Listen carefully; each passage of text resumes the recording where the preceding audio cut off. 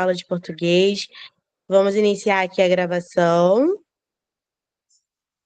Pronto, Obrigada, iniciou. Thaís.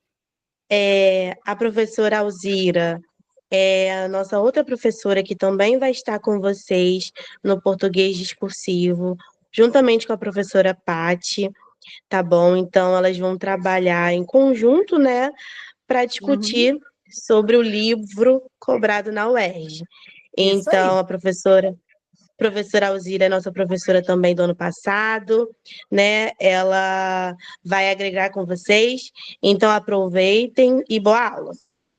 Muito obrigada, Thaís. A gente agradece. Bem, então, primeiramente, eu quero saber de vocês o seguinte. O livro Pepetela, né, O Quase Fim do Mundo, todos vocês já estão aí em vias de terminar, né? Ou já terminaram? Vão colocando aqui no chat, que aí depois eu vou... Opa, Pedro! Oh, que isso, Pedro? Vamos lá! Opa, Vivian já terminou, Priscila, então... Gabriel, estou no meio... Eu nem comecei, Pedro, aí, olha, Giovana ainda não, Sara, estou na metade, Gabriel nem perto, estou no capítulo 6, eu também não comecei, Nana. Então, não comecei ainda.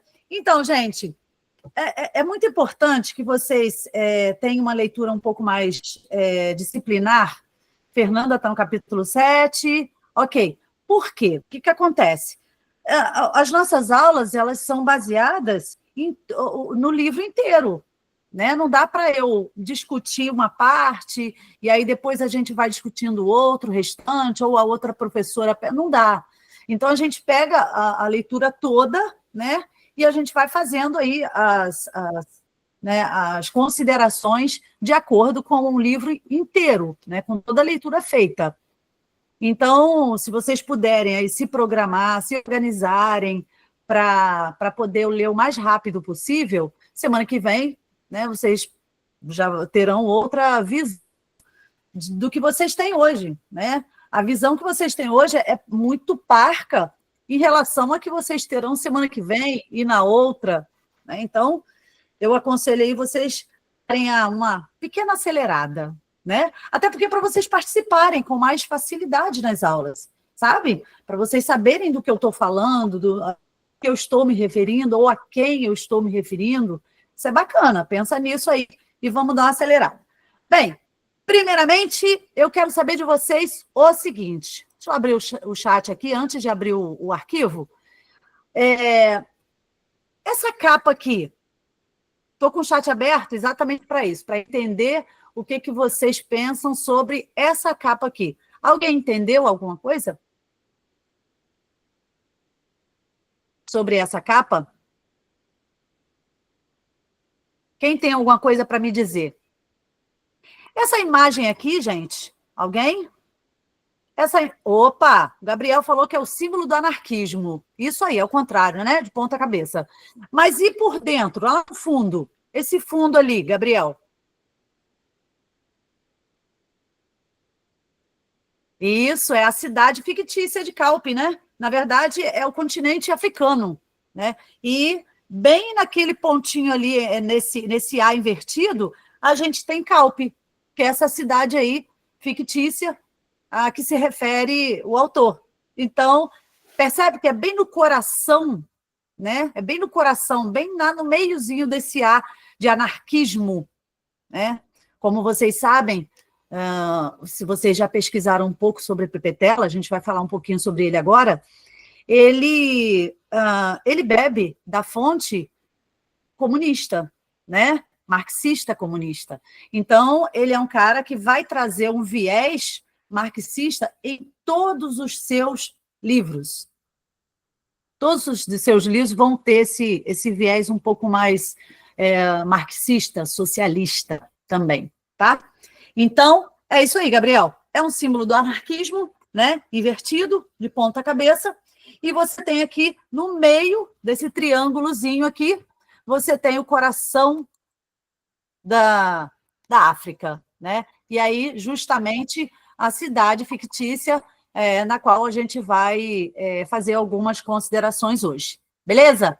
Então, vamos lá. Vou tentar espelhar aqui para vocês. Eu sou um pouco, tenho uma dificuldade aqui, mas eu acho que a Thaís vai estar aqui para me dar esse suporte se eu não conseguir.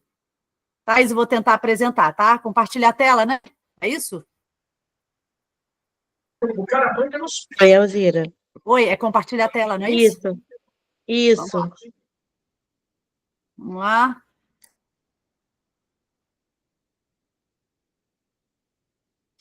Então, tá dando para todo mundo acompanhar aqui? Tá aparecendo para todo mundo? Tá aparecendo. Opa, Clica em apresentar. clica de novo em apresentar?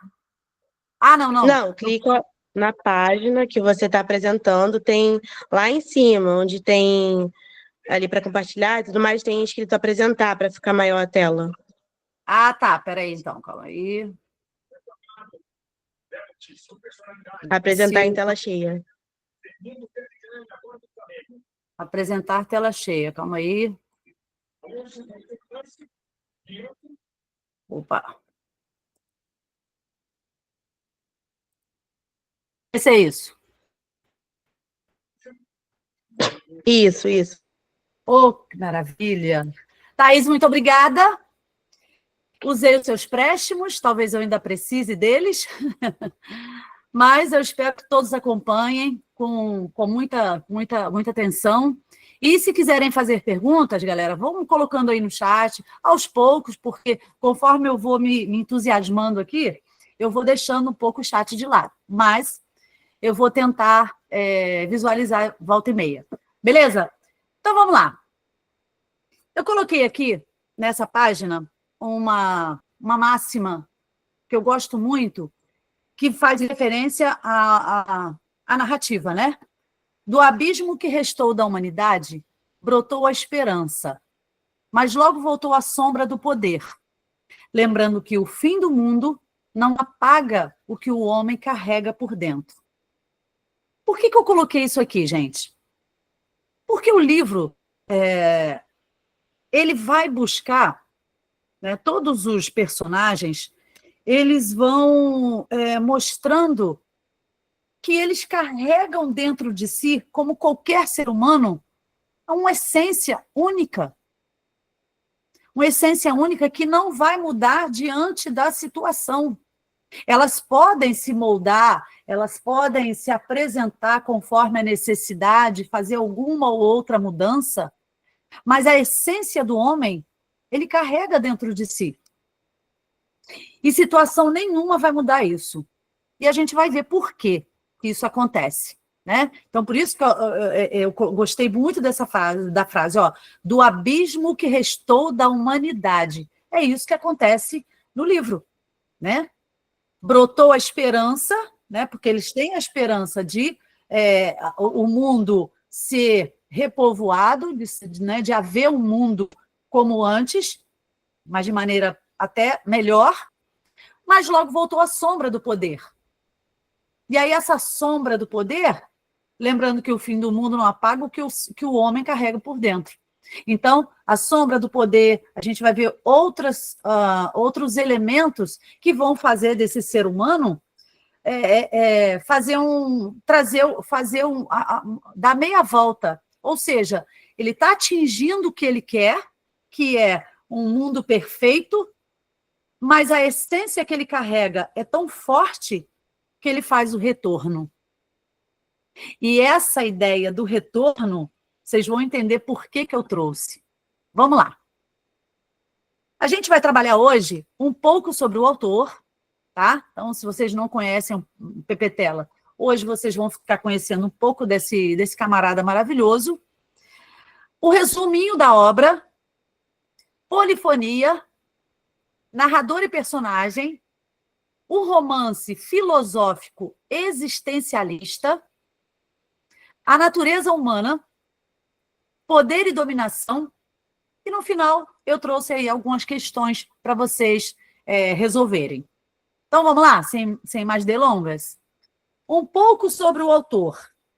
Então, Pepe Tela se chama Arthur Carlos Maurício Pestana, dos Santos, né? Eu nem coloquei dos Santos. É um escritor angolano, nascido em 29 de outubro de 1941, na cidade de Benguela, em África. Aos 15 anos, Pepe Tela já iniciava seu engajamento político. Formado em Sociologia pela Universidade de Argélia, ele foi militante do Movimento Popular de Libertação de Angola, o MPLA. Foi guerrilheiro. E, em fins de 1969, entrou para a luta armada de Angola, atuando aí, gente, como guerrilheiro mesmo, né? Foi diretor do Departamento de Educação e Cultura, foi professor de Sociologia na Universidade de Luanda, né, por um bom tempo, e em 1973 ele iniciou sua carreira de escritor. E o primeiro romance que ele escreveu foi esse aí, ó, Ligunga. Foi em 1973. Esse foi o primeiro romance dele. Como eu falei para vocês, todos os romances de Pepe Tela têm esse viés marxista. O Quase Fim do Mundo foi publicado, como vocês viram, em 2008. Bem, e aí eu trouxe para vocês alguns aspectos, somente alguns, tá, gente? Isso aqui é só uma pitada do que a gente vai encontrar aí na fortuna crítica de Pepe Tela. Então, a gente tem desigualdade social, né? Ele vai criticar isso ferrenhamente. A gente vai encontrar personagens coletivos, não são personagens individuais, não, viu? Sempre nos escritos de Pepe Tela, os personagens são coletivos, trabalham em coletividade. E isso a gente consegue entender quando você pensa nesse viés marxista, né? Nós não temos o individualismo. A gente tem aqui personagens que vão atuar coletivamente. Denúncia das elites corruptas, conflitos de classe. Isso aí, gente, é só um adendo, é somente uma pitada do que vocês vão encontrar aí nos romances de Pepe Tela. Eu fiz um resumo mas tão resumidinho, que eu acho que eu não posso também me expor muito, porque eu acho que a leitura também de vocês, né, a leitura que vocês fazem, é muito importante. Eu faço a minha leitura, vocês fazem a de vocês. E aí a gente vai chegando num consenso, né? Eu quero ouvir o que vocês têm a dizer. Só que para eu ouvir o que vocês têm a dizer, vocês também precisam finalizar essa leitura, né? Que aí vocês vão ter uma opinião formada sobre isso. Após sobreviver a um colapso global e misterioso, que volatiza, né? Volatiza elimina, né? Quase toda a humanidade, um pequeno grupo de sobreviventes desperta em Calpe, uma cidade ao norte da África. Com a oportunidade de reconstruir a sociedade, eles tentam organizar uma nova ordem civilizatória. No entanto, surgem conflitos por disputa de poder, surgem preconceitos, surgem também acontecem, né, exclusões. Tem também o fanatismo religioso, né? A gente tem uma personagem ali que é fanática religiosamente, pertence ao paladino, né, da coroa sagrada. E temos também ali, nesse meio, né, desse grupo de sobreviventes, por assim dizer, desigualdades sociais. Vamos ver como é que funciona cada um. Bem, primeira... Professora. Oi, meu amor. Licença, eu botei no chat, mas acho que você não viu. Não vi. Eu não entendi direito o que seriam esses personagens coletivos. Você podia explicar de novo, por favor? Claro. Vamos lá. Os personagens coletivos, qual é o seu nome? Pedro. Pedro, quando a gente fala em personagens coletivos, é porque nos romances de Pepe Tela, ele tem sempre um grupo, é sempre um grupo trabalhando em prol de si mesmos. Então, eles têm essa coisa da coletividade, um pensar no outro, né? Andar sempre em bando, em grupos.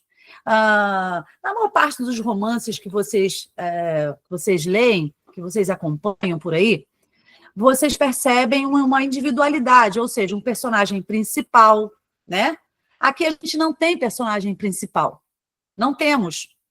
A gente começa com, evidentemente, o Simba, né? O Colo. Mas ele, você percebe depois que isso vai abrir, esse leque vai se abrir, todo mundo ali é personagem. E todo mundo é principal. Percebe? Por isso a coletividade.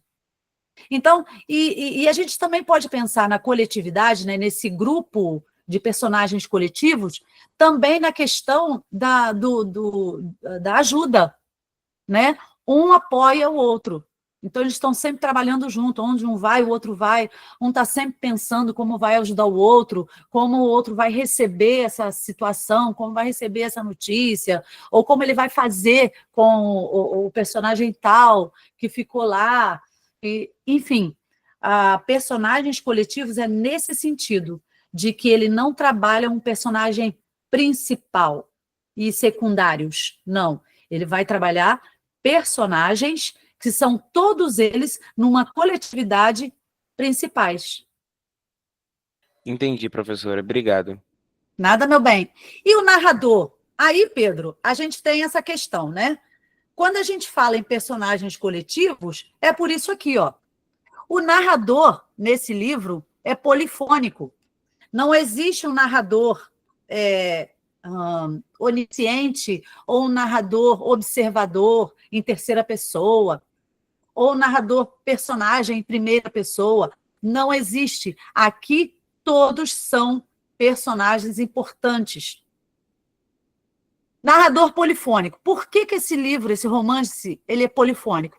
Porque no primeiro capítulo, você vai encontrar o narrador em primeira pessoa, que é o Simba. Né? Então, se vocês estiverem com o livro aí em mão, começa assim, ó. Só vou ler um trechinho. Chamam-me Simba o Colo. Sou africano e sobrevivi ao fim do mundo. Percebe? Ó, chamam-me. Então, a gente já vê aí que o primeiro capítulo começa em primeira pessoa. Então, o personagem Simba. Ok? Já no segundo capítulo, o narrador já se mostra em terceira pessoa. Então, aí você já tem um personagem onisciente. E ele vai. Então, vou botar lá no segundo capítulo. Deixa eu achar aqui o segundo capítulo. E o segundo capítulo já vai começar assim, ó. Os habitantes de Calpe, depois da, entre aspas, coisa, eram de fato 4. Os nossos já conhecidos, Simba o Colo e Geni. O homem quem fora avistado a correr atrás de um cão e se chamava Caíri.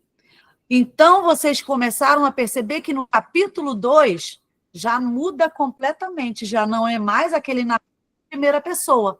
Aqui nós temos já um narrador onisciente, né? E ele vai resumir o capítulo anterior. Ele vai fazer um resumo dos acontecimentos lá do capítulo 1, né? E todos os personagens. Tanto é que ele fala sobre o Simba o Colo e fala também sobre a Geni, que é essa personagem que foi encontrada e tal, né? Que é aquela, inclusive, que vocês já devem, né? Quem já está aí, mesmo aqui, os poucos aí que já estão no capítulo 5, 6, já perceberam que ela é uma cristã fanática, né?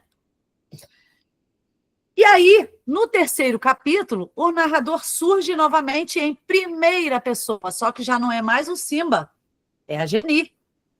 É ela agora que vai falar no capítulo 3. Como é que... Deixa eu pegar aqui o capítulo 3, só o comecinho, desculpa, para vocês entenderem. Ó, capítulo 3 começa assim. Chegaram ao lago pequeno. Como o Colo tinha calculado, estava deserto o restaurante situado na margem, onde desembocava a estrada, com uma carrinha e um pequeno turismo estacionado ao lado. Saíram do jipe para fazer uma inspeção e encontraram a roupa do dono do chão. Deixa eu buscar um pouquinho mais abaixo a fala da Geni. O Colo tentou explicar a Jude, mas ela já tinha percebido, sim. São as roupas do filho mais novo deles. Lembro-me bem de o ver sempre aqui quando vínhamos comer no fim de semana. É um miúdo muito, muito esperto. Voltaram para o jipe e partiram para o bar Esplanada, situado a 200 metros, onde a mesma solidão os esperava. E no restaurante a seguir, o que tinha bancos e mesas de madeira ao ar livre sobre a plataforma, assente por pilares no lago. Vou mais um pouquinho abaixo.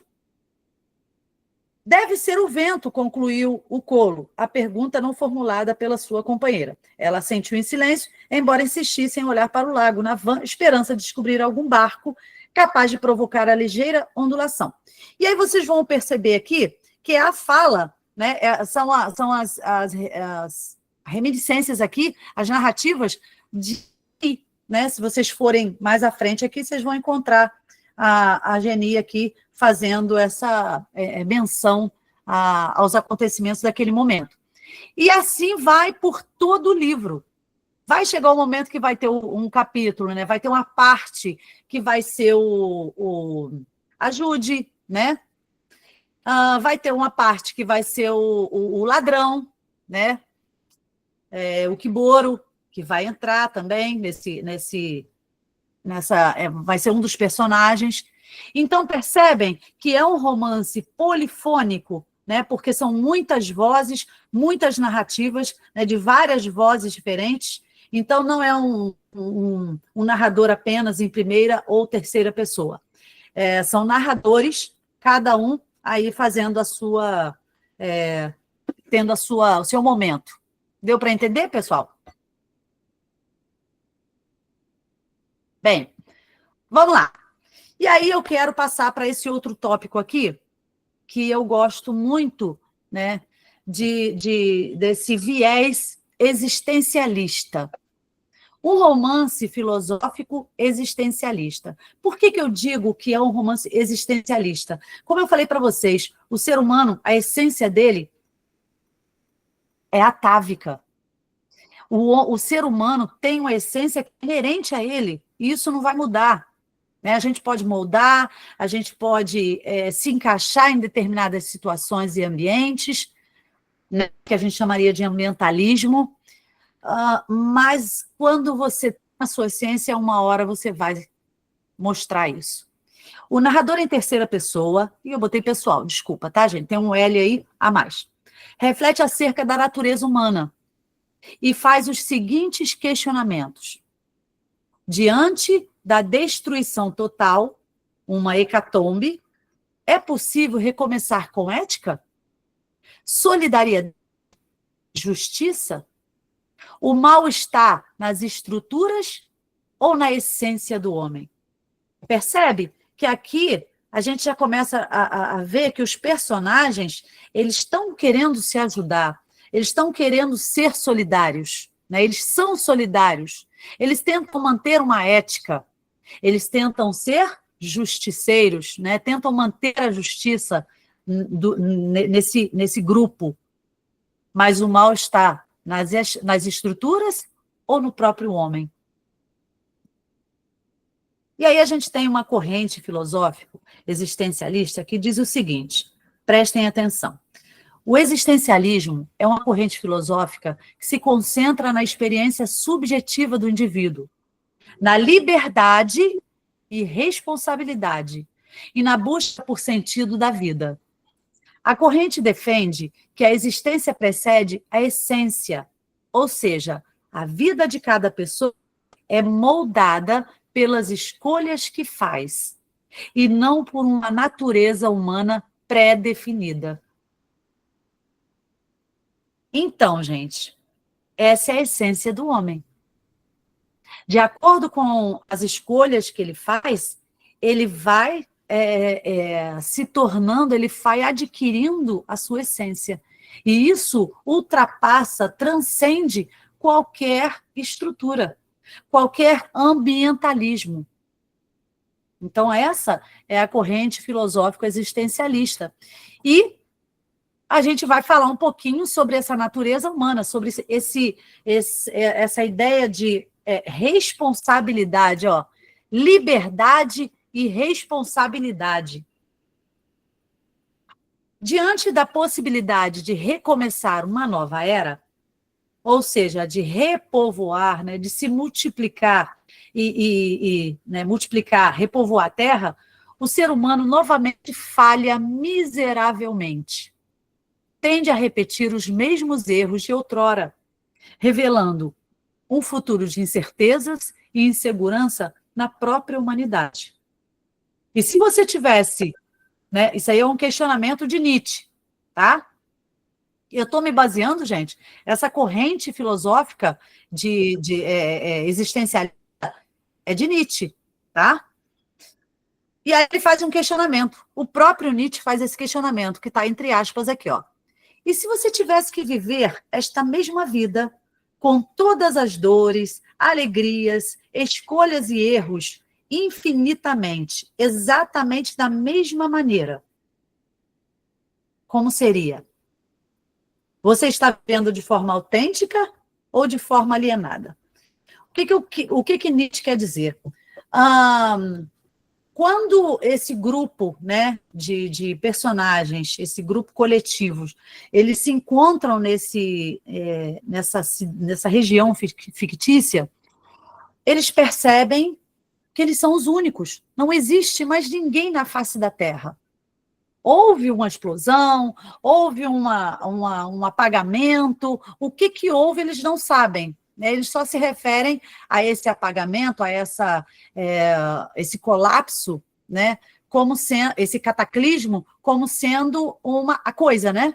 Eles sempre falam assim, né? A coisa. Mas eles não sabem do que se trata. Isso só vai acontecer lá no finalzinho do livro, que eles vão falar, né, que eles vão acabar encontrando exatamente o fundamento desse colapso, desse apagamento.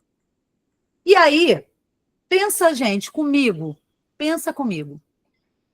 Para quem já chegou aí no capítulo 6, dá para discutir numa boa. Eles têm tudo ali. Eles têm tudo. Eles têm comida boa, da melhor comida que vocês podem supor. Eles têm roupas de grife, né? Porque as lojas estão com as suas portas abertas. O mundo inteiro, as cidades inteiras, todas as regiões, só para eles. Eles têm um mundo só para eles. O mundo é deles. Daquele grupinho ali de, se eu não me engano, 9. É 9? Não parei para contar, mas eu acho que são 9. Imagina, e você tem tudo a seu favor. Tudo, tudo, tudo, tudo. E aí? Será que, se você tivesse que viver essa mesma vida, né, que você tinha antes, você escolheria as mesmas coisas que você tinha? Ou você, a partir daquele momento que você se descobriu somente aquele grupo, né, sozinho no mundo, com todos os benefícios, com todas as possibilidades, e a possibilidade também de fazer diferente? E aí? Será que eles seriam aquelas pessoas autênticas, né? E fariam mudanças em suas vidas? Ou viveriam de forma alienada? Então, Nietzsche joga, gente, esse questionamento exatamente porque ele sabe da essência humana. Fala. Alguém quer falar? Ele conhece a essência humana. E ele sabe que a lei do retorno, ela é impagável. E ela vai chegar. E aí você fala, mas como assim, Alzira? Como assim, professora? A lei do retorno? Como é essa ideia do retorno? Então, gente, como todo ser humano tem a sua própria essência, por mais que eles tenham tudo ali, o homem está condicionado a padronizar a sua própria vida, a fazer escolhas que ele não sabe se lá na frente aquilo vai ser bom para ele ou se vai ser ruim. Mas ele faz a sua escolha. Ele vive de forma alienada. Por mais que ele ache que aquela ali é a melhor decisão da vida dele, Mas quem está lendo o livro está percebendo que todas as decisões que eles estão tomando é sempre com o intuito de quê? De serem, de se ajudarem, né? De ninguém, de todos terem a mesma possibilidade de comer, a mesma possibilidade de beber, de se vestir, de pegar os melhores carros. Tanto é que eles fazem isso, né?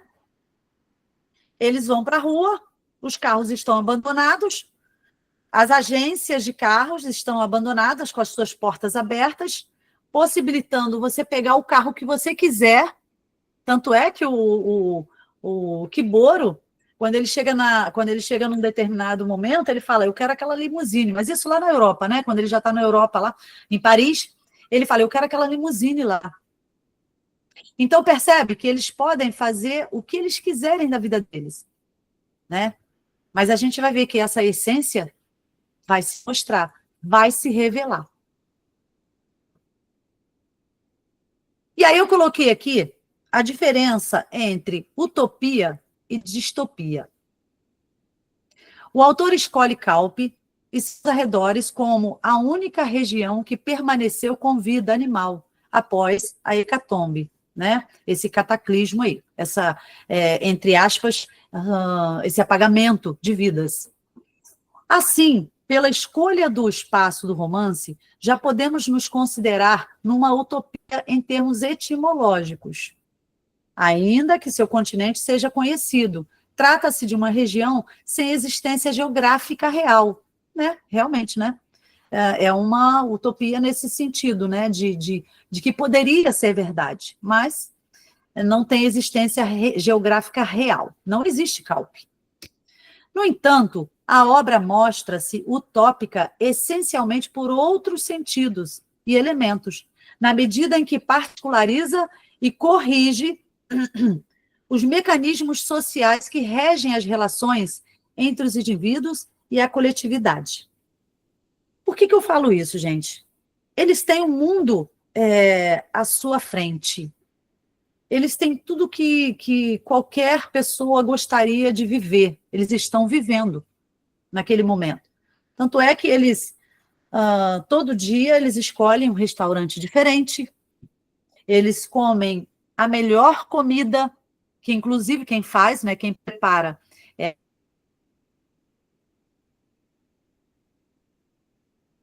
essa destreza, né, para cozinha, para culinária.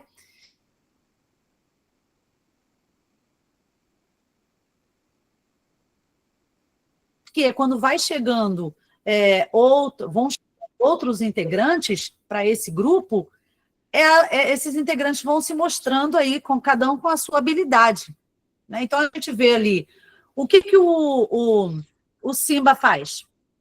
Ele é um médico, né? Ele é um médico, então qualquer coisa que aconteça ali, ele está preparado para socorrer, para ajudar, né? E ele é um médico ético, né? Tanto é que ele, o tempo todo, ele está em busca.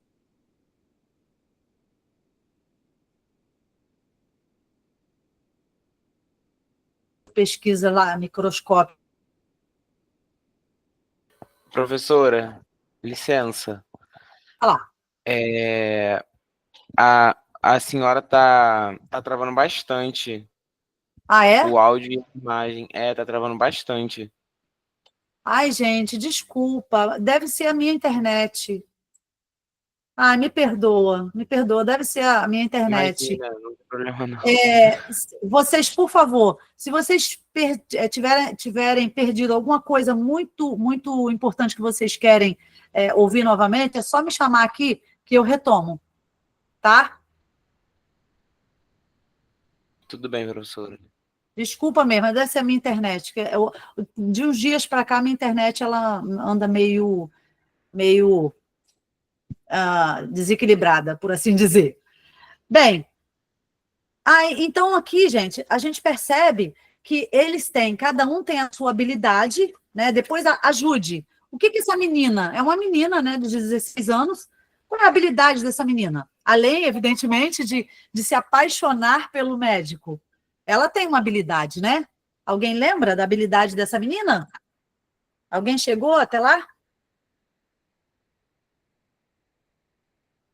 E aí? Bom, a Jude, gente, ela é uma menina muito esperta, ela aprende rápido.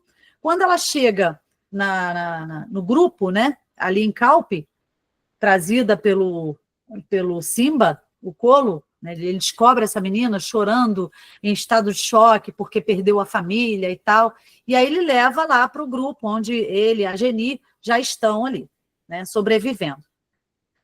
Bom, a Jude, ela tem as suas habilidades quando ela aprende muito rápido a dirigir, né? Depois ela aprende, com os estudos que ela faz dos mapas, ela aprende muito rapidamente a pilotar um avião. Você vê que é uma menina que tem uma habilidade extremamente né, grande, né? Ela é muito habilidosa. Depois a gente tem o Kiboro, que é o então, eles estão passando, eles estão andando tentando descobrir mais algumas vidas pela região, quando eles passam por uma penitenciária. E aí eles ouvem barulho. E por acaso eles acabam entrando e percebem que tem um ser humano ali, tem um homem preso. Então eles abrem, encontram lá a chave, abrem a cadeia, né?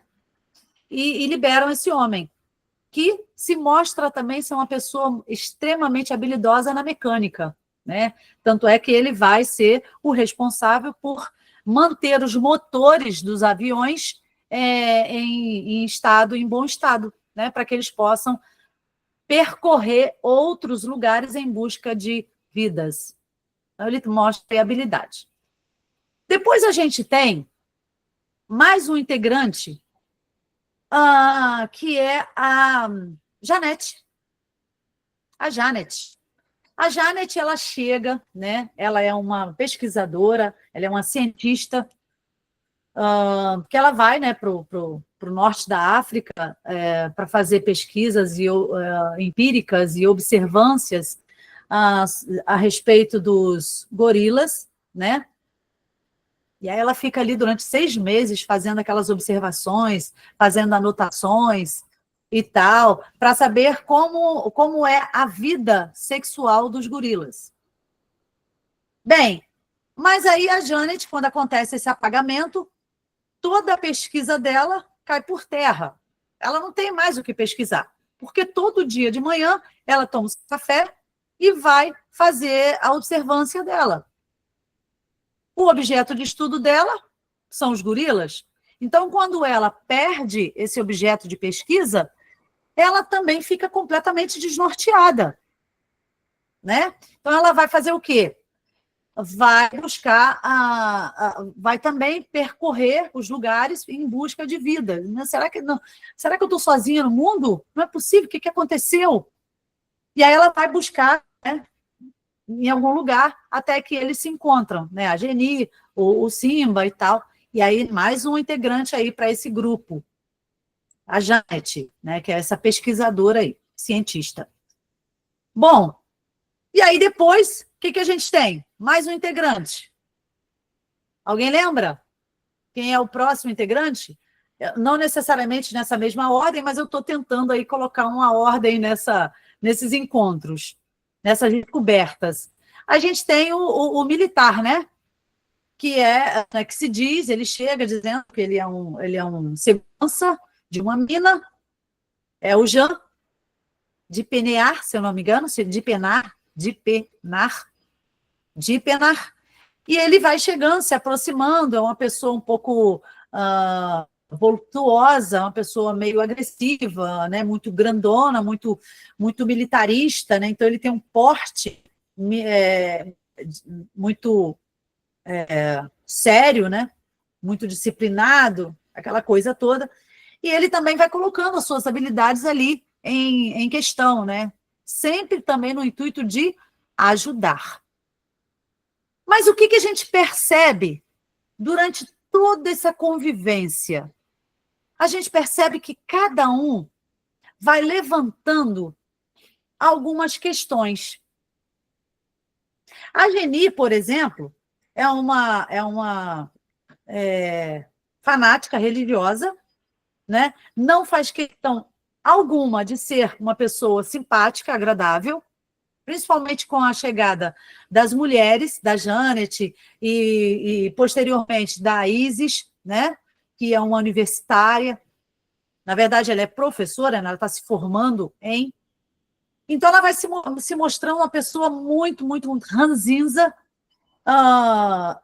antipática mesmo, e todos se afastam um pouco dela, porque não tem trato, né? Não dá para ter trato com a Geni. Ela é uma pessoa intransigente, rabugenta, por assim dizer. A Jude, ela também vai colocando um outro momento ali, uma outra particularidade dela. Qual é a particularidade da Geni? É o ciúme. A Jude, né? Ela é extremamente ciumenta. Então, ela acha que o Simba, né, que é aquele homem protetor, né, que encontrou, ele pertence a ela. Né? Ela vê nele, talvez, a figura paterna, é uma possibilidade, né? Porque ela perde a família toda. Então, ele é um homem bem mais velho, ela é uma menina, ela só tem 16 anos, então ela vê nesse homem a possibilidade de uma felicidade conjugal, né? Talvez a gente tenha aí uma questão freudiana, né? Ela vê nele o próprio pai, a figura de um pai. Então, também é uma questão da gente pensar. Então, aí, nos estudos que vocês fizerem, busca também essa questão da Jude, né, freudiana, de ver no médico, Simba, o Colo, a presença do pai. Bem, e aí a gente tem outros personagens que vão se mostrando um outro lado que é muito próprio da essência do ser humano, e ele não consegue se livrar disso. O Jean é um caso. Ele tem alguns segredos, isso todos os personagens percebem, né? E ele não se abre com ninguém. Mas a Janet desconfia que ele tem alguma questão lá na mina, porque ele esconde algumas coisas, né? Ele fala dos diamantes, e ele tem acesso a isso. Está percebendo que eu estou colocando aqui para vocês a essência de cada personagem, de cada humano ali? Mas eles têm a sua essência. Em contrapartida, olha a dicotomia que isso é, olha o paradoxo. Eles estão num mundo que é só deles, que eles poderiam começar dali para frente, né, de uma maneira diferente, buscar a felicidade de outra maneira, visto que materialmente eles estavam completamente preenchidos, né? Eles tinham preenchimento material, que é comida, viagens, roupas, né? E tantas coisas mais. Eles não precisavam trabalhar. Por quê? O próprio Simba, ele estava buscando formas de vida em outros lugares. Buscando, de repente, no Rio, pode ser que a gente tenha vida, são os peixes. Então, a gente vai viver disso, né? Da caça. Talvez a agricultura, futuramente. E aí tem mais um integrante para esse grupo, que é o pescador, né? O pescador também perde toda a sua família, fica desesperado, fica em estado de choque, como muitos ali. E aí ele vai ser acolhido dentro desse grupo, também se mostrando uma pessoa muito solidária, mas que também tem seu lado, né? Também tem seu lado. Ele é mais individualista, ele não tem muitos conhecimentos, né? Você vai começar a perceber que boa parte daquele grupo, né?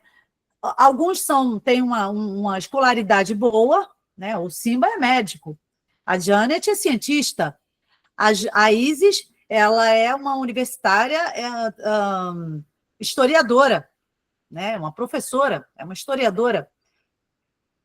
O Jean, ele também é um cara que tem um certo conhecimento.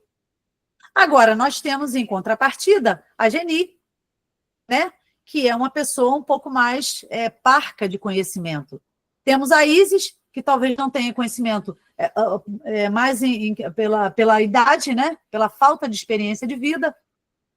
Nós temos também o pescador, que a única coisa que ele sabe fazer na vida é pescar, né? Então, ele não tem uma conversa um pouco mais abrangente, ele não consegue conversar com os outros, porque ele não tem um assunto ali né, que possa dividir com eles, né? Ele não tem quase conhecimento algum. Bem, e aí eles vão tentando sobreviver ali naquele mundo complicado que é, né, Calpe, né? Bom, e aí a gente chegou nessa ideia de utopia.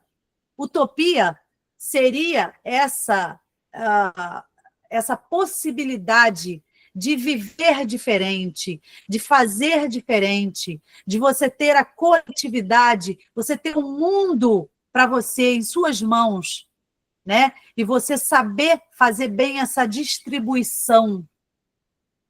Mas, em contrapartida, a gente tem a distopia, né? E eu nem me refiro à questão geográfica, né? Porque a distopia aqui também, por se tratar de um romance ficcional, a distopia começa aí. Mas a gente está falando da distopia por um outro viés também. Vamos lá? Vamos ver isso? Eu estou falando da distopia, que a mais saliente dessa utopia é quanto à igualdade social. Tá, a gente ainda está em utopia, tá? Desculpa. A igualdade social, já que se passa a viver em um mundo onde tudo está ao alcance de todos. E de uma maneira o quê? Farta, né? Assim, os personagens alimentam-se nos melhores restaurantes, moram nas melhores casas, passam estadas nos melhores hotéis, né? Eles escolhem os melhores hotéis. Têm o carro e as roupas que querem e podem viajar para os destinos turísticos que mais lhes apetecem. Tanto é que depois eles fazem uma viagem, eles vão para Paris, né, em busca até de respostas para muitos questionamentos sobre o apagamento da vida, e lá eles já têm todo um roteiro. Eles vão para os melhores restaurantes, os melhores hotéis, se hospedam nos melhores hotéis e vão fazer visitas, né, aos monumentos, vão fazer umas visitas assim turísticas. Então você vê que eles têm um mundo aos seus pés, né? Uma outra utopia que a gente pode falar é a questão do dinheiro. Gente, o dinheiro e as riquezas. E aí a pergunta que eu faço para vocês. O Jean, ele tem guardado, né, joias, diamantes puríssimos.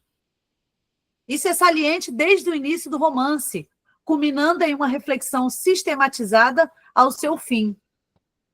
Uma das primeiras atitudes realizadas por Simba, o médico do romance, quando se encontrou sozinho em sua cidade, foi fazer o quê, gente? Quem lembra? Foi recolher todo o dinheiro do banco. Talvez por precaução, olha, eu não sei o que vai acontecer, até porque eles não sabiam o que estava se passando, mas eles já tinham percebido que não existia mais ninguém no mundo, a não ser eles. Então, imagina, ele sozinho, que até então, quando ele fez isso, ele estava sozinho, ele vai aos bancos, porque as portas estão abertas, né? Os caixas também, e ele recolhe todas as divisas, ou seja, todo o dinheiro que tem ali. A mesma ação tem a fanática religiosa Geni. Olha aí, hein? Né? Que ironia do destino, né? Ela também faz a mesma coisa, ela recolhe o dinheiro de alguns bancos que ela visita e guarda. Mas guardar para quê? Vai gastar onde? Né? Não tem mais ninguém. Não tem banco, não tem processo bancário, não tem movimentação bancária. né? E eles também recolhem algumas armas para se precaver também de algum perigo. Mas que perigo? Não tem animais, né? Depois que eles descobrem um cachorro e tal, mas percebe que os animais silvestres, os animais da selva, né, não existem. Os gorilas da Janet também não existem. Então, eles começam a mostrar aí a essência humana de guardar, de se precaver. Né? Não sei o dia de amanhã, então eu vou guardar. Olha, eu vou pegar essa arma, eu vou andar com ela sempre aqui na minha cintura, porque eu não sei o que pode acontecer lá na frente. Mas se não havia ninguém, né? Então, são questionamentos que você começa a pensar na própria... O que está ali se revelando é a própria essência do homem. E ao longo da obra, outros personagens também vão tendo atitudes semelhantes, até perceberem-se de que estavam agindo com valores ultrapassados. Ou seja, eu vou usar isso aqui aonde?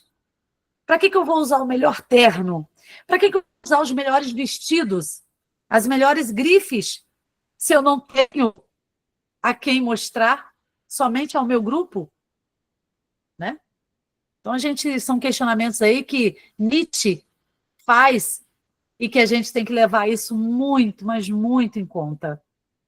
Bem, finalmente, ainda falando de utopia, a gente ainda está em utopia, tá, gente? Eu espero que eu não esteja travando, porque é uma parte, assim, muito, muito importante. Pedro, eu estou travando? Muito. Não, professora, tá de boa. Ai, que bom, que bom, que bom. Bem, a gente ainda está em utopia. Acho que é o último tópico aqui da ideia de utopia, né? Que é esse mundo ideal. Finalmente, já no último capítulo, tal questão, né, essa questão de guardar as coisas, né, de se precaver do perigo e guardar para um futuro, de padronizar também as coisas, os comportamentos, tal questão e seus derivados, como, por exemplo, a propriedade, são lançados à tona por Joseph, o Quiboro, o ex-ladrão. Lá, quando eles já estão em Paris, né, ele toma para si um anel muito grosso, com a pedra preciosa, lindíssimo. Né? Lindíssimo. Então, ele descobre esse anel numa joalheria, uma ourivesaria, né, da cidade de Paris, e ele toma para si. Quando ele chega no hotel, todo mundo está ali conversando, né, se reunindo, discutindo, alguém percebe que ele tem um anel no dedo. E aí alguém faz referência a isso. E aí ele fica envergonhado. E aí ele diz o seguinte: sei que não é meu, sei que não me pertence, e por isso esperei por vocês. É de todos, não é só meu. Tenho o direito de ficar com ele? Queria perguntar isso. Olha, gente, isso me deixou assim. Isso é coletividade. Isso é você, é dividir, é divisão. Percebe? Ele poderia muito bem falar: esse anel é meu, é meu. Ah, mas eu gostei também. Não, mas ele é meu. Foi eu que encontrei primeiro. Então ele é meu. Sabe? Qualquer ser humano faria isso? Mas ele mostrou ali um viés diferente. Ele mostrou ali a coletividade. Ele disse o seguinte: eu esperei para perguntar para vocês. Esse anel não é só meu, ele não me pertence, ele é nosso. Então eu vou perguntar para vocês agora: eu tenho o direito de ficar com ele? Percebe que ele pediu autorização, mas se alguns ali dissessem o seguinte para ele: não, esse anel é de todos. Ali ele mostrou um viés marxista, mesmo sem ter absolutamente conhecimento algum sobre isso. Janet engata o questionamento logo em seguida. A Europa inteira, para o mundo, pertence-nos. Mas ao coletivo que nós somos ou a cada um individualmente? Olha o questionamento que ela joga. Ela é uma mulher muito crítica, né?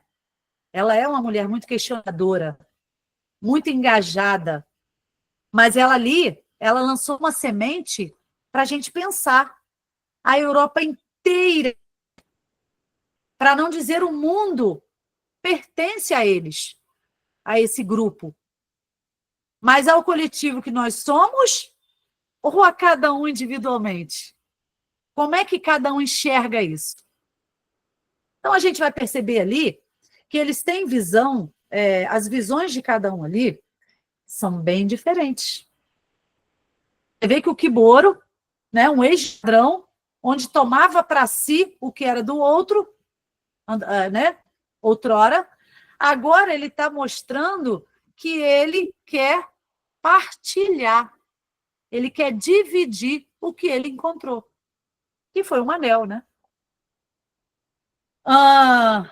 Então, essa é a utopia, né, que Pepetela sempre lança nos livros dele.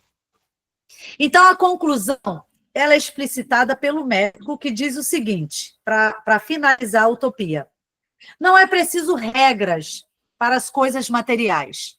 Há demasiada coisa, há demasiada pouca gente no mundo para todas as riquezas. Gente, olha essa fala. Se quisermos, podemos dividir. Eu fico com Moscovo, tu ficas com Berlim. A Isis, já que ela gosta tanto de Paris, dos monumentos de Paris, ela fica com Paris. O Jean, com Amsterdã. O Július, com Londres, e etc. Ou podemos ir os países, ou até os continentes. Quem fica com a Ásia Oriental? Quem fica com a África Norte ou América do Sul? Mas não é preciso. Acho que devíamos viver juntos no mesmo sítio, né? Quando ele fala sítio, é o mesmo, né? Sobreviveremos mais facilmente. Foi o que andamos a fazer esse tempo todo, a encontrar-nos, a juntar-nos. Acho que a única regra necessária é o bom senso. É a do bom senso. Então, você percebe ali que também o Simba, ele se mostra coletivo. Então, Pedro, quando você perguntou lá atrás sobre personagens coletivos, é exatamente isso que Pepetela faz. Ele traz personagens que têm esse pensamento, né, da coletividade, da solidariedade, da partilha, da divisão.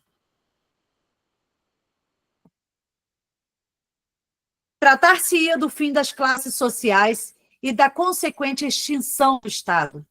Acrescentemos a eliminação da mais-valia, que é o dinheiro, né, gente? E da exploração.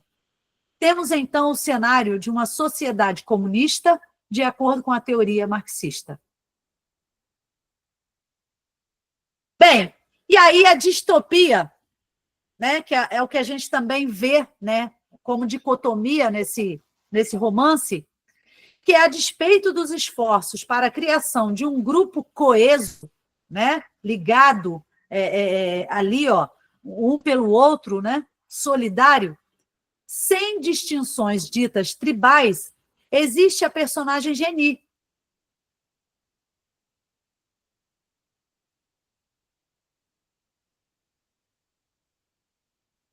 Professora, seu microfone está desligado.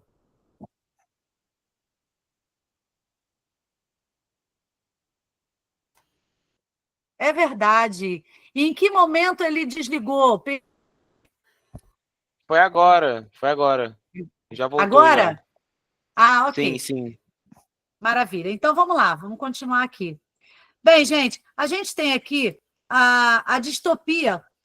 A despeito dos esforços para a criação de um grupo coeso, né, completamente solidário uns aos outros, sem distinções ditas tribais, existe a personagem Geni, que dificulta completamente a vida de todo mundo ali, inclusive a dela, né? Em diversos momentos, ela relembra a questão como em Ikeboro, aquele ladrão de grupo rival, do grupo rival, julgava que ela esquecia, olha como é que ela se refere ao Kiboro. Aquele ladrão de grupo rival. Então, você percebe que ela tem o grupo dela, ela tem a visão dela de uma rivalidade, que existia uma rivalidade ali. A Geni, como sendo uma cristã, como fazendo parte da coroa sagrada, ela era a mais, como é que eu posso dizer? Ela era aquela pessoa que tinha mais problemas com os outros. Ela era aquela pessoa que criava mais problemas dentro daquele coletivo. Tanto é que um dia ela cismou que não ia fazer nada. Eu não vou fazer janta. Eu não vou fazer jantar. Eu não vou fazer almoço. Vocês que se virem. Mas por que ela fez isso? Porque ela sabia que eles sempre... ela cozinhava bem. Ela tinha dotes culinários que mais ninguém ali tinha. E ela se aproveitou disso, né? Para ver todos ali como? Nas mãos dela.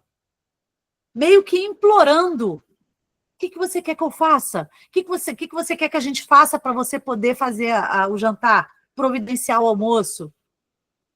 Mas aí ela se deu mal, né? Porque aí as meninas foram para a cozinha, a Janet, a Isis, a Judy, e se viraram. Não tão bem quanto ela, evidentemente, porque ela cozinhava muito bem, mas ela mostrou ali um lado dela muito desumano, né? Muito fazendo chantagem. E o ser humano não faz isso, gente? A gente faz chantagem o tempo inteiro.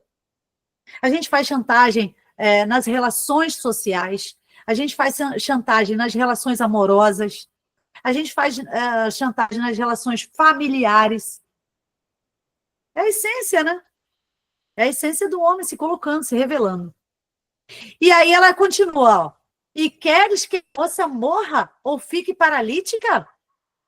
Claro, dá para entender. Ela não é do teu grupo. Você vê que ali ela já começa, a própria Geni, fazer distinções de grupo. Criar uma rivalidade aí entre aquele grupo, que era um único, né? Que era um grupo coeso. Então, ela começa a mostrar ali rivalidade. Olha, fulano é isso. Ela chamava a Isis de quê, gente? Quem lembra? De puta. Aquela puta universitária, né? Ela nem conhecia a menina. A Judy, ela tomava conta como se já fosse, se a menina já pertencesse à igreja dela, né? Na cabeça dela. Bem, e aí no final ela diz, né? Que te importa se cair lá de cima com a tua estúpida teimosia? Só te preocupas com o teu grupo? Então ela está o tempo inteiro ali espezinhando todos os personagens, todo o coletivo ali, né? Criando divisões. A par da discórdia causada por Geni, há de se referir a preconceitos e suspeitas entre as personagens. Então, ela vai criando suspeitas. Ela já chama o Kiboro de aquele ladrão. A Isis, ela chama de puta, né? A Janet, ela também não gosta. Ela não gosta do médico, né? Porque ela diz que ele quer ser o melhor, que só ele sabe de tudo, só ele tem conhecimento de tudo. Olha como é que ela vai criando ali, ó, fissuras nas relações, causando discórdia. Bem, em relação a Dipenar, o sul-africano branco, né, esse grandão militar a que eu me referi, que acaba por mostrar-se inválida, e a luta, ainda que velada, por parceiros sexuais. Bem, gente, eles chegam num momento em que todos os integrantes ali daquele grupo estão, assim, à flor da pele, né?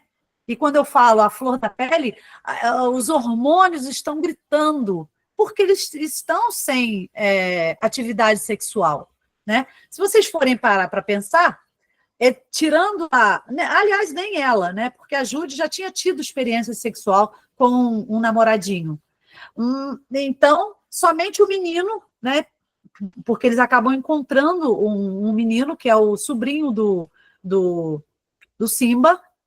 Tirando esse menino, exceto esse menino, todos ali, né, já tiveram relações sexuais. Já tinham tido atividade sexual.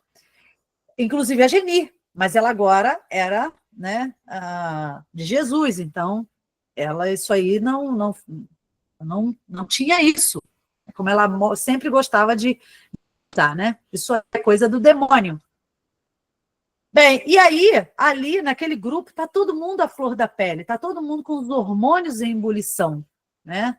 O médico, ele está começando, ele gosta da Isis, né? Ele observa a Isis o tempo inteiro, né? O andar da Isis, o corpo da Isis, então ele começa a criar uma atração física muito grande por ela. Em contrapartida, a Judy, ela tem vontade de ter relações sexuais com o Simba, né? O médico foi o homem que encontrou-a.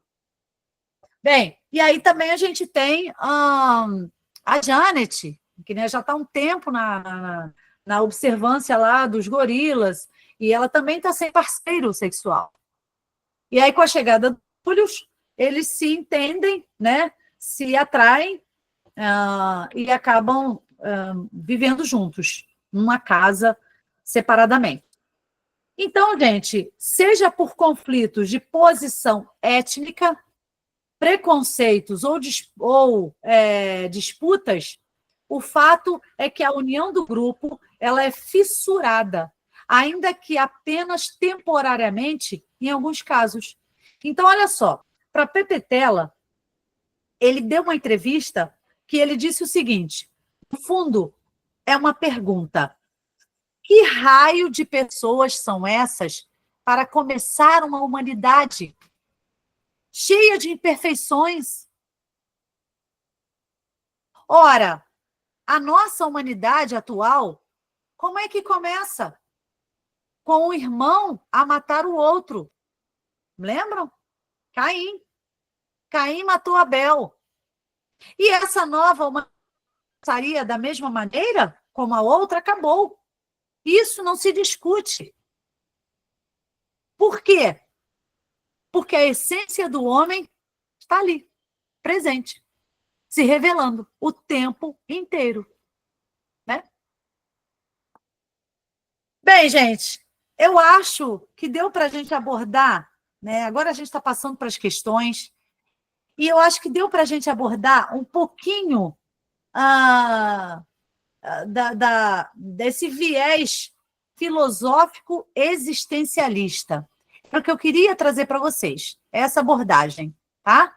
Claro que nas aulas futuras eu vou trazer outras abordagens para vocês, né? Eu já estou pensando em outras aqui, mas para uma aula só não dá.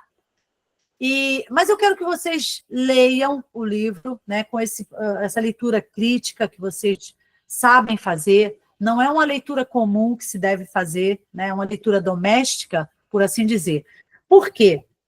Todo livro, e eu já falei isso para vocês em outros momentos, não nos interessa somente a história, o enredo. O que nos interessa é a crítica que você pode e deve extrair dali. Então, é um contexto histórico, são personagens, comportamentos, né? O psicológico, as divagações que ele faz, o espaço onde tudo acontece, o tempo que se é cronológico, né? Ou se é um tempo psicológico. Então, gente, percebe que tudo isso tem que acompanhar a nossa leitura? Senão você chega ao final do livro sem entender muito bem o que aconteceu aqui. Eu não entendi. Então, para isso, o certo é que você pegar, fazer a sua leitura, sempre fazendo uma marcação, sempre anotando alguma coisa que você vai pesquisar. Não deixa para depois, não, pesquisa na hora, porque depois você pode esquecer. Mas se você tiver um caderninho, né, alguma coisa em mão, você vai conseguir, de repente, dar conta ali daquele raciocínio que você quer fechar, né, daquele capítulo, depois você vai pesquisar. Por isso que eu falei para vocês, dá uma aceleradinha, porque as nossas aulas elas vão se intensificar em termos de abordagem, né? A gente vai abordar outros assuntos que vocês ainda não viram. Então é importante que vocês tenham esse acompanhamento, tá? Que vocês consigam acompanhar bem as aulas nesse sentido. Bem, e aí eu preparei algumas poucas questõezinhas para vocês. Não briguem comigo, tá? Porque elas são bem simples, mas eu criei essas questões assim com muito carinho, né? É claro que elas não estão assim, nossa, contextualizadas, elaboradíssimas, mas eu acho que dá para a gente começar a pensar, até porque não dá para eu trabalhar muito, porque eu percebi que muitos de vocês ainda não fizeram a leitura completa, né? Então, a primeira questão diz o seguinte, deixa eu ver vocês aqui e o chat para a gente acompanhar melhor. Nossa, como vocês falam, hein? Só um minutinho.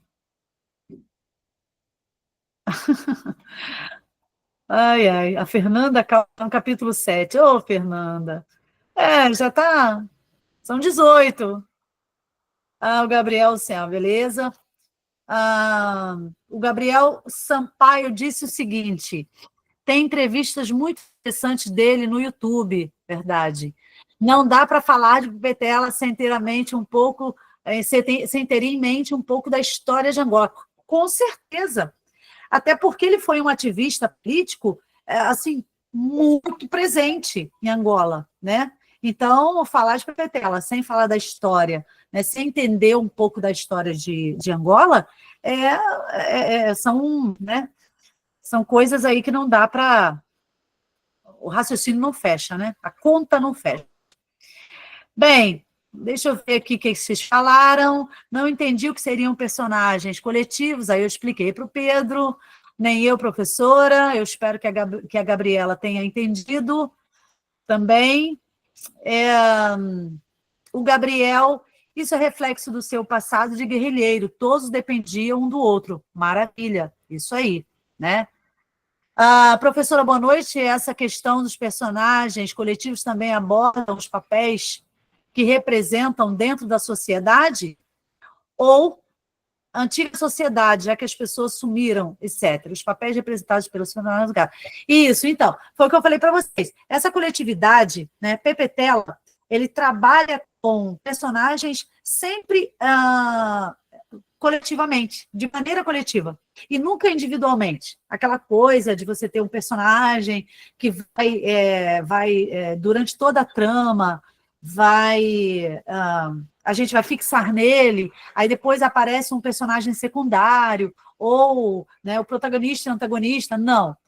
Em Pepetela, e boa parte dos romances de Pepetela são assim, são personagens coletivos. Cada um tem o seu momento, tá? Então, tanto é que vocês percebem ali, não existe só a primeira pessoa, o narrador ali é polifônico, tem várias vozes, né? Cada personagem tem seu momento. Se torna aí um narrador também. Isso, é a Jude que fala no capítulo 3? É a Jude, né? Eu estava falando que era a Geni, é a Jude, né? Beleza, Andressa. Oi, Andressa. Que saudade de você. Desculpa o atraso, estava em outra aula. Está desculpada, mais ou menos. Brincadeira. Está travando para mais alguém? Então, né, Pedro? Poxa vida, eu espero que vocês estejam acompanhando bem agora. Espero mesmo. Mas minha internet não está das melhores ultimamente. Bem, puxa vida, para mim travou um pouco. Oi, Clara. Bem, então vamos lá, gente. Vamos à questão? Pensando no título. A Vivian falou, a Dudinha falou sobre o louco. Tem o louco, né? Tem esse cara aí que não se mistura, mas você percebe, ô Duda, que no final eles já estão. Toda pessoa que é encontrada, ou quando eles fazem uma viagem, o louco sempre passa por ali, né? Dando as boas-vindas à maneira dele, evidentemente, né? Pulando, pulando, pulando, depois ele vai embora correndo, mas ele aparece sempre. Então, ele mostra uma solidariedade nesse ponto, porque ele faz festa, né, quando chega alguém, ou de viagem, ou uma pessoa que chega ali para fazer parte daquele grupo, e depois ele vai embora, todo festeiro. Então, ele não se relaciona. Não, ele também, eu acho que é Chiari, não é não, gente? É Chiari. Ou Vivian. Acho que o nome dele é Chiari. Bem, deixa eu ver se vocês têm mais alguma pergunta. É uma das minhas opções no Enem, mas na UERJ é só letras mesmo. Ô, Pedro, bacana, bacana, bacana. A Andressa perguntou pelo Enem, você vai entregar a UERJ? Beleza, gente. No sentido conotativo, o fim do mundo simboliza o fim da humanidade. Então, Vivian, é uma das perguntas aqui. É uma das questões que eu preparei para vocês. Vamos lá? Pensando no título do livro, O Quase Fim do Mundo, quais as possibilidades de interpretações, as possíveis, né, desculpa, de interpretações possíveis que vocês podem fazer acerca da conotatividade e da denotatividade? Alguém pode me dizer?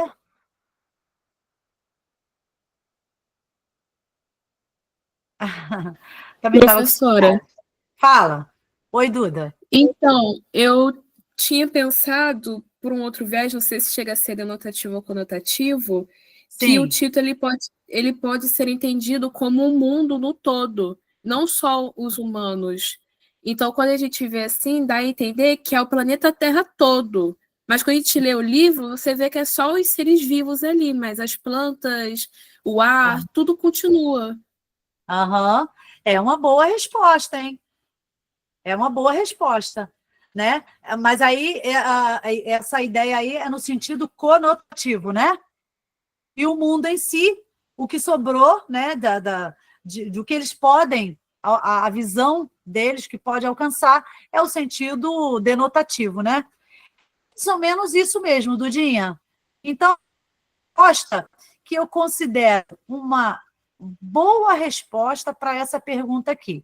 Porque aqui, como a Dudinha falou, a gente tem dois mundos.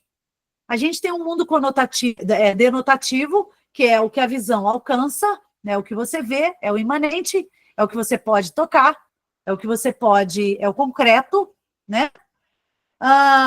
Então, é a sobrevivência ali, física. Mas você tem um quase fim do mundo, que é a quase extinção total da vida humana. Né? É a extinção total do planeta, por assim dizer. Então, é essa mesma ideia que a Dudinha explicou. Como é que você colocaria isso, então, numa resposta considerada correta? Olha aí a resposta. Quem concorda comigo, beleza. Quem não concorda, pode falar. Então, eu coloquei duas respostas, assim, bastante simples, porém bem explicadinho. No sentido denotativo, o fim do mundo é a aniquilação total da vida humana e animal. Ou seja, o que tem concretamente, né?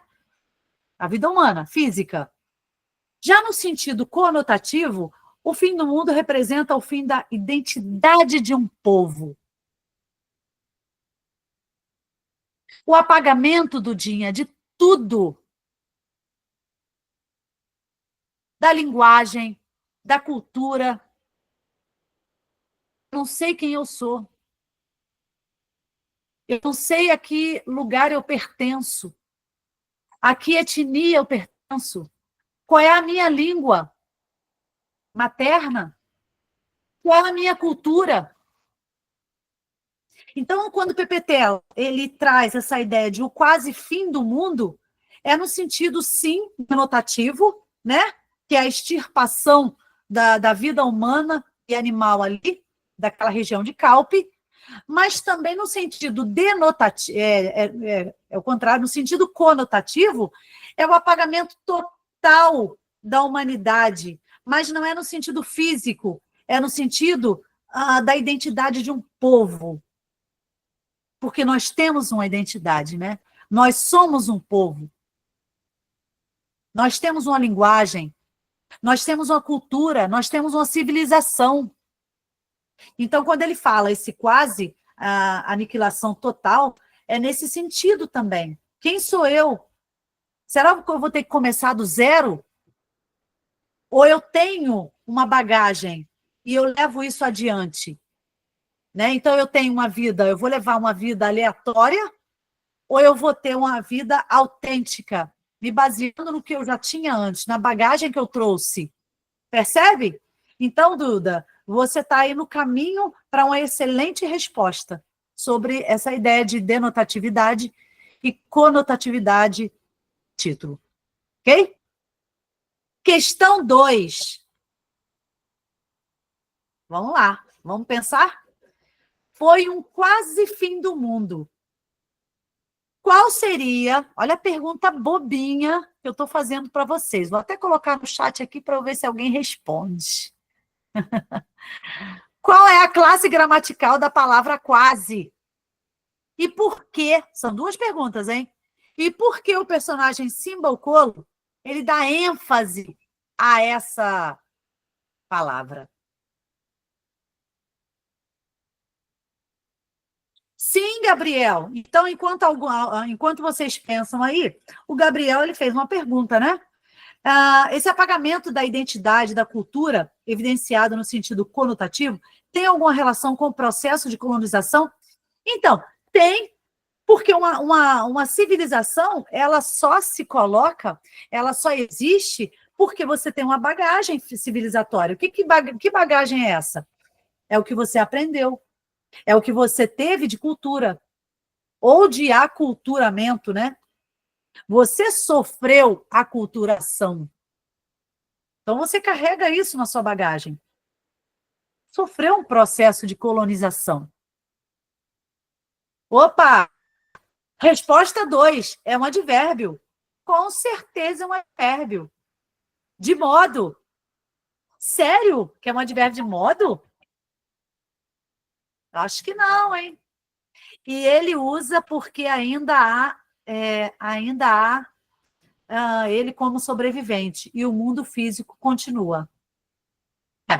Para uma segunda pergunta, beleza. Mas, Dudinha, você tem certeza que é um advérbio de modo? Vamos ver a resposta? Opa! Ana Carolina, de intensidade, gente. Quase, muito, pouco, né? Bastante, ou bastantes, né? Bastantes não é advérbio, é adjetivo, né?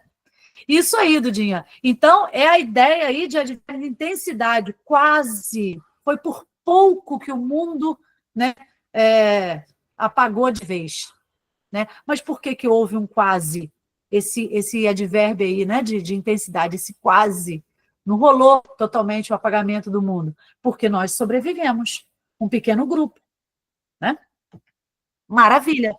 É isso aí. Galera afiadinha. Então, vamos à resposta?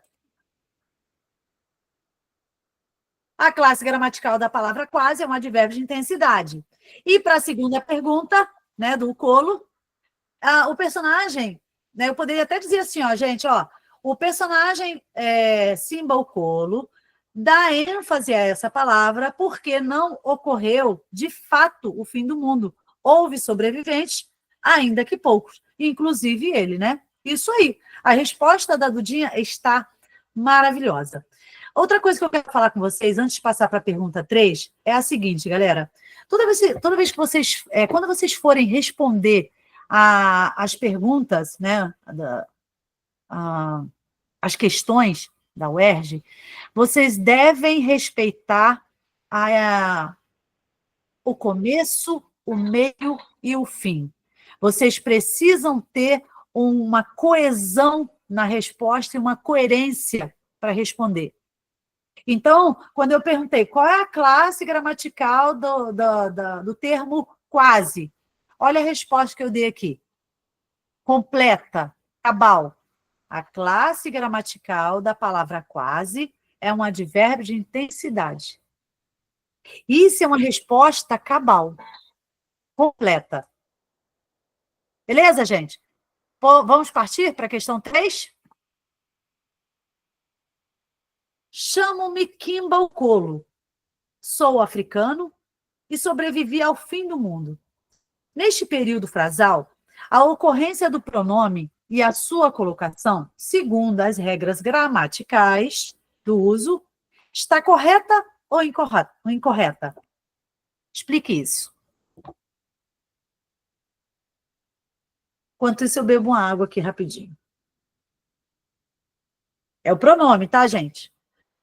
Qual é o pronome aí nesse período frasal?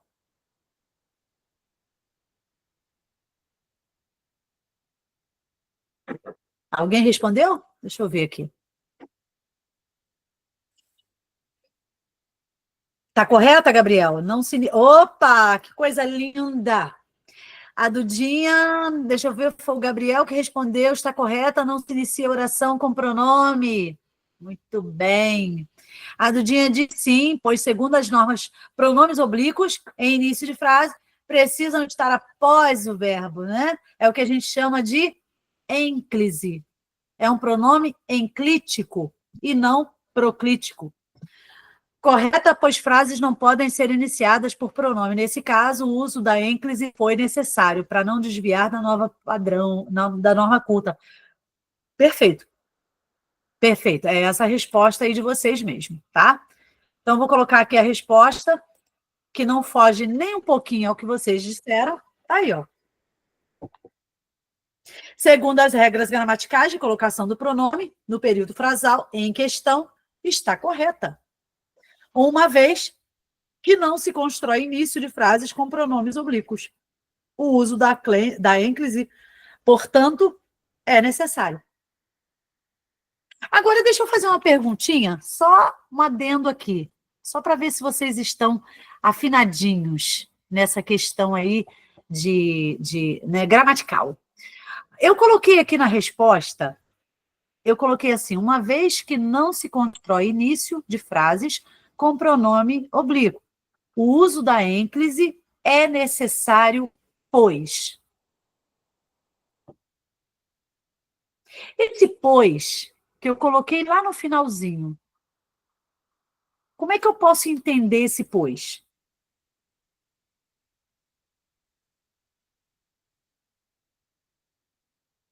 Conclusivo. Exatamente. Ele não é explicativo, né? Ele é totalmente conclusivo. Por quê? Porque ele aqui conclui uma informação. Quando ele vem posposto ao verbo, ele vai exercer função de conjunção conclusiva. Muito bem. Perfeito. Isso aí, Pedro. Maravilha. Continuando. Questão agora 4, que diz o seguinte. Pelo vulto parecia uma menina, pouco mais velha que a sua própria filha. No primeiro relance, ainda teve esperança, mas logo se tinha desiludido. Sara era mais pequena. Levando em conta a linguagem luso-brasileira, qual é a regra gramatical para o uso do termo mais pequeno?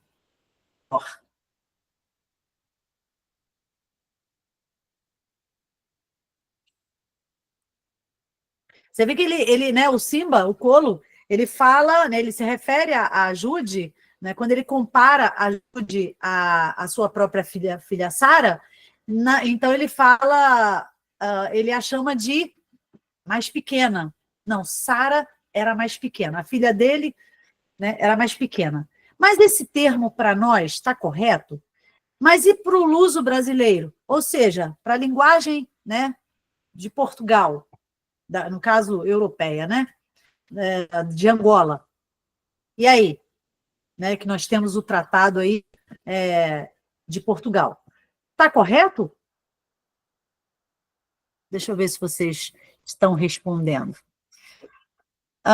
Eu não tenho a mínima ideia. Alguém respondeu que não entendi, regra gramatical seria comparação. Pedro, comparação até né? É um superlativo comparativo, né? Agora, é um comparativo de inferioridade. Ok. Então tá errado, né? Ou tá certo? Aí o Gabriel perguntou, não seria uma redundância? Mas por que redundância? Mais pequena. Mais no sentido de já intensificar o termo seguinte, né? Pequena. Mais pequena, menor. Então, você realmente tem uma redundância ali. Bacana. Dudinha falou que essa eu não tenho a mínima ideia. E a Andressa, dúvida. Pedro, eu acho que está errado para a gente, porque não existe mais maior. Então, pois é. Para nós, é incorreto realmente esse tipo de construção, né? Porque nós utilizamos a linguagem formal. Então, nós utilizamos o termo maior. Mas, para o luso brasileiro, é um termo comum. É um termo completamente aceitável e correto, tá? Vou dar a resposta para vocês agora. Essa é uma resposta ideal para aquele pequeno, para essa pequena palavra. Levando-se em conta o mesmo termo utilizado nos dois países, no Brasil, menor é linguagem formal e considerada. Segundo Marcos Banho, gente, não existe na linguagem, na linguagem, na língua portuguesa, o certo e o errado. O que existe é o adequado e o inadequado. Então, esse termo menor é uma linguagem formal e é considerado adequado. Sempre considerada, portanto, o termo mais pequeno, uma linguagem informal, portanto, incorreta, e que deve ser evitada, tá? Enquanto que em Portugal, né, e, obviamente, Luanda, o termo mais pequeno é considerado comum e completamente adequado. De acordo com a gramática normativa, o termo menor é comparativo de inferioridade. A gente já falou sobre isso. De pequeno. Menor, mesma coisa que pequeno. Então, comparando aí a Sara com a Jude, é um comparativo de inferioridade. A forma mais pequeno, como a não sei quem falou aí, em redundância, é um termo pleonástico. Ou seja, é um termo redundante, já que diz o mesmo duas vezes. Ou seja, é mais do mesmo, né? Mas já indica aumento ou grau, e pequeno já expressa o tamanho reduzido. Portanto, a resposta de vocês foi, assim, perfeita. Vamos lá? Partiu para a última questão? Vícios de linguagem são erros ou desvios da norma culta da língua portuguesa, tanto na fala quanto na escrita, que prejudicam a clareza, a correção e a elegância da comunicação. Eles podem ocorrer por desconhecimento da norma padrão ou até mesmo por descuido, né? Muitas vezes a gente comete um vício de linguagem por descuido ou por displicência mesmo.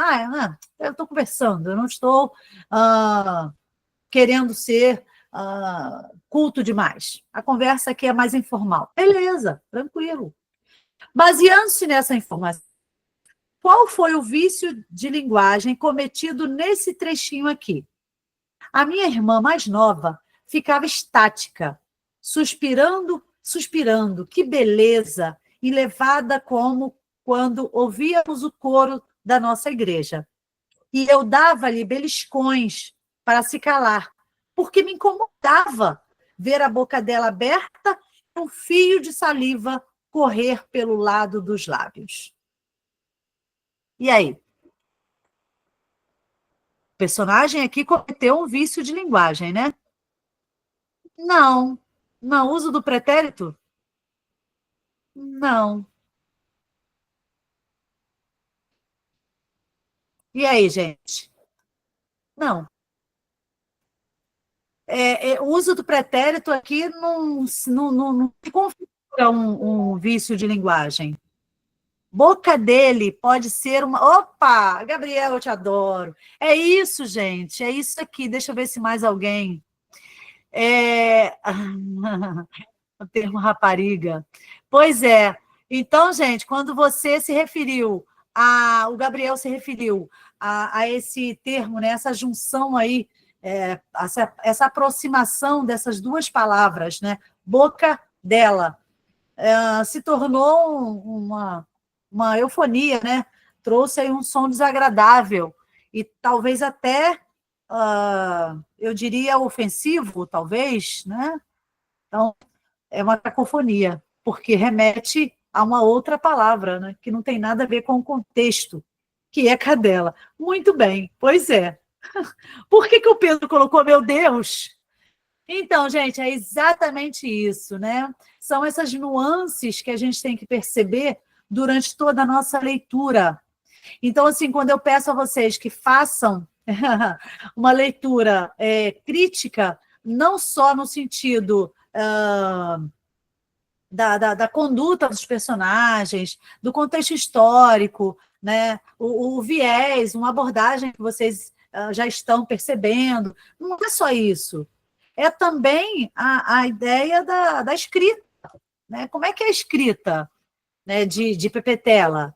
Então, você percebe que ali ele coloca como uma escrita luso-brasileira, né? Então, todas essas verberações que vocês percebem aí são isso para eles, né? Mais pequena, isso é comum, né? Não é uma expressão errada, não para eles, né? A gente já não tem esse hábito, porque a gente já internalizou que essa forma de pronúncia está inadequada. É inadequada. Bem, galera, eu queria dizer para vocês o seguinte: a nossa aula foi muito, muito, muito produtiva.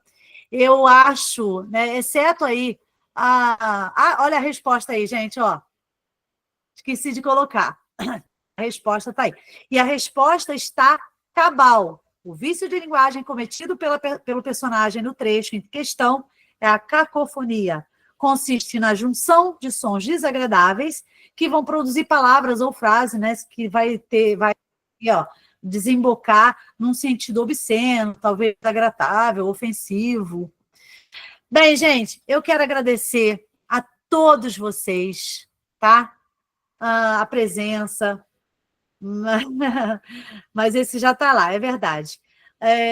Quero agradecer e quero também que vocês busquem mais informações sobre esse viés que eu trouxe para vocês, né? Que é esse viés assim, mais filosófico, existencialista. Tá? Eu vou mandar esse arquivo para vocês, vou pedir a Thaís que envie para vocês. Então, vocês podem rever essas questões, rever alguns outros assuntos que vocês podem pesquisar depois, ok? Agradeço a presença de cada um e a gente se encontra numa outra aula, numa outra oportunidade para novas percepções acerca do livro. Obrigada, galera. Um beijo e até breve, se Deus quiser. Tchau, tchau. Beijo. Tchau, Pedro. Obrigada a vocês pela aula. Tchau, tchau, gente. Beijo.